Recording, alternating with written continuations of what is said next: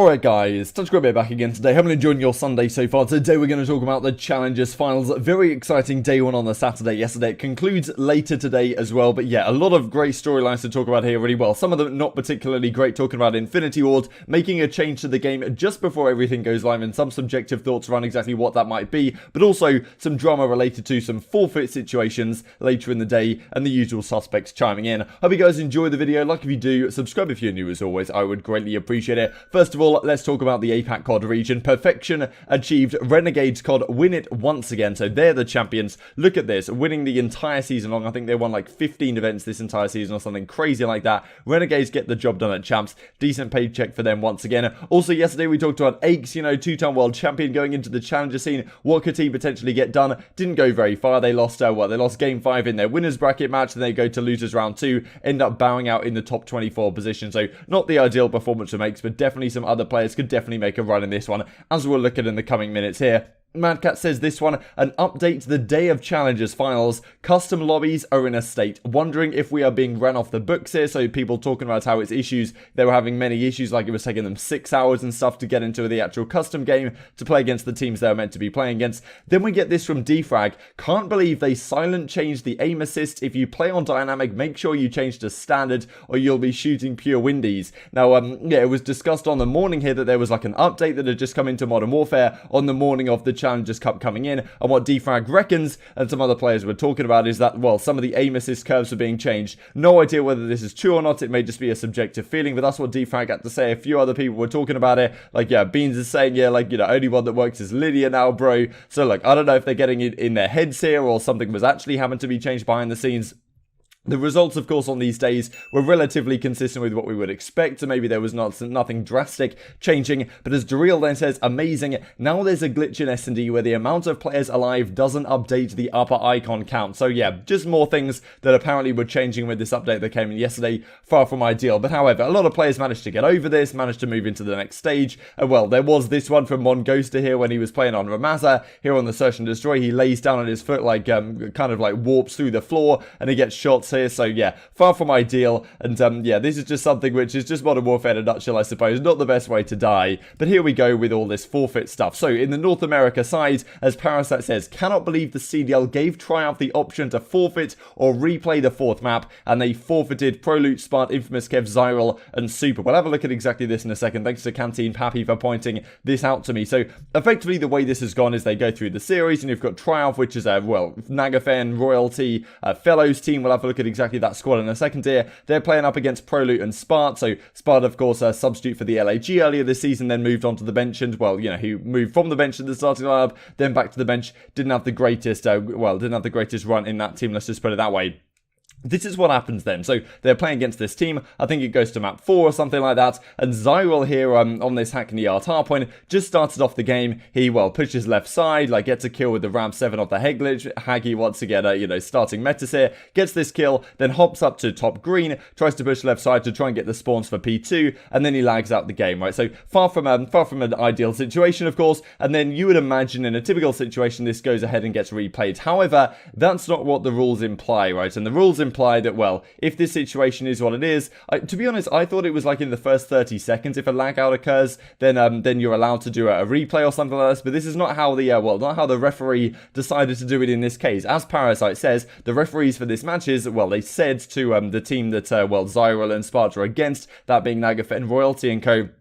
They said, do you want to replay this or do you want to just forfeit the map? And when there's a lot of, do you want to just forfeit them the map? And when there's, a lot of money on the line, you're not going to, you know, turn down the opportunity for a forfeit, I suppose. You could argue that morally you should probably do that. But, well, it's difficult to say, right? Because in some sense, you could argue that in certain situations, as we'll look at with Clayster in a second, you can deliberately kind of lag out. It's not out of the question that you could lose a couple of opening gunfights, deliberately lag out, and then take a replay, right? Here, it's not exactly the case, right? You know, they lag out of this game, but they've already got 2 kills. So it's highly unlikely that they were doing this intentionally or anything like that. And as Spart says, you know, screw you, look at me and tell me I deserve the L for this entire map. You then get this one here. So there's, a Discord thread, as you can see. Yo, I really hope I see y'all at the next event. Not one of your pussies trying to get a replay after map 4. We only played 20 seconds because Zyral lagged out. So cringe that I lose in the final tournament like this. So, yeah, he's not very happy with it. And as Proloot says, can't can't believe no one but Haggy is speaking out against this. Like, it's mind-blowing, bro.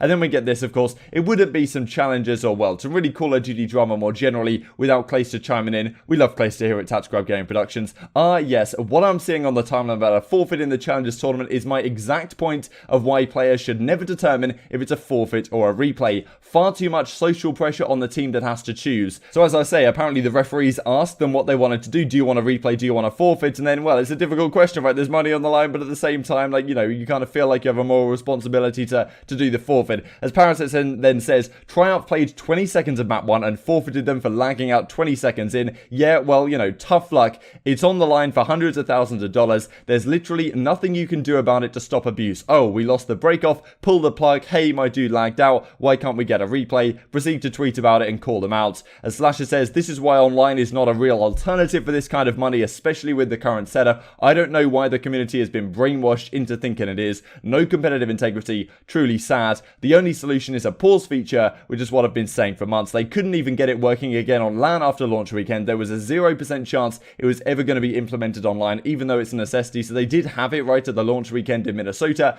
I think they tried it a couple of times in London, but it didn't really work out, and that was early February. Trust me, I know the technical limitations of having it online. I just wish it was an option and had more resources dedicated to it would legit solve all these lagging out problems. And as Parasite then comes back with, listen, if the CDL stepped in and said forfeit, that's fine. But when you do that to someone when you know damn well it's unreasonable, it's just lame. You've been practicing versus these guys for months and you rob them for a fair shot. Clayster says nobody has gotten robbed. You don't know for sure people aren't trying to abuse a replay rule online. I mean, as we saw in that clip, it's very, very unlikely that Zag will, like, intentionally lagged out in that spot, right? But yeah. It is certainly possible in other circumstances. That's not out of the question. That's my entire point. There was a rule in place that said forfeit, and that's what the decision ended up being. It should never be the player's choice. Silly says, I don't think anyone is pulling the plug off first hill on the map. You know, y'all are assuming everyone's of upstanding integrity. If I lose the break in a match and I knew I could get a replay, why wouldn't you? It was just bandside Hackney. You'd think Spartan and the boys are pulling the plug on the net until they get a flip. So, yeah, I mean, quite the thread, to be honest with you, on this one. And, well, let's look at exactly how these matches are going to play out here on this Championship Sunday. So yeah, these are the remaining teams in the European region. So you've got War and Singularity are going to go to war in the winners bracket finals. You got Team BDS, the French team. We'll have a look at exactly the rosters on this in a second. Moon, which is Moose's squad, HB, and then Connect 5, which is Mad Cat's team, sitting here in losers with a decent chance to make a run in this one. But if War win this series, you imagine they're going to go on to do it again. But Singularity certainly could put up a fight. These are the teams that are remaining, of course. So Dave & Co. locked in top 4 every tournament this entire season.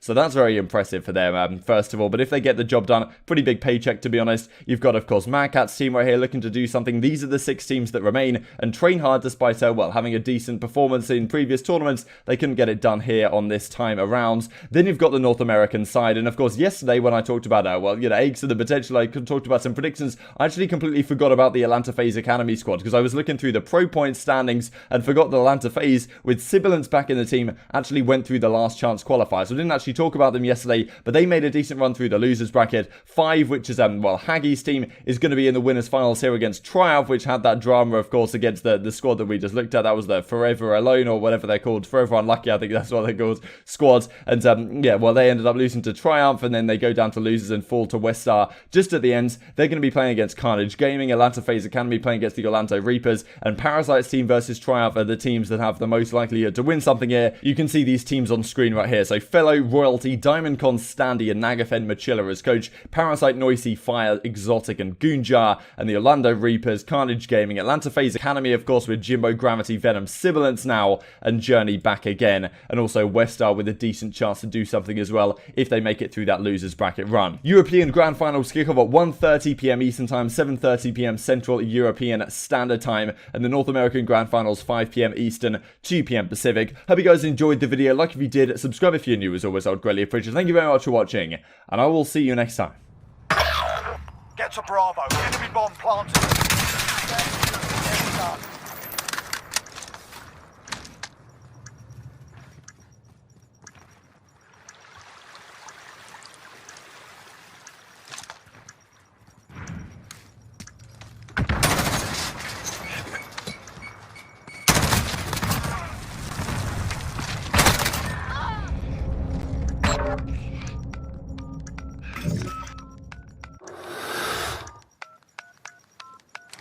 Fuse pulled. Good job, team.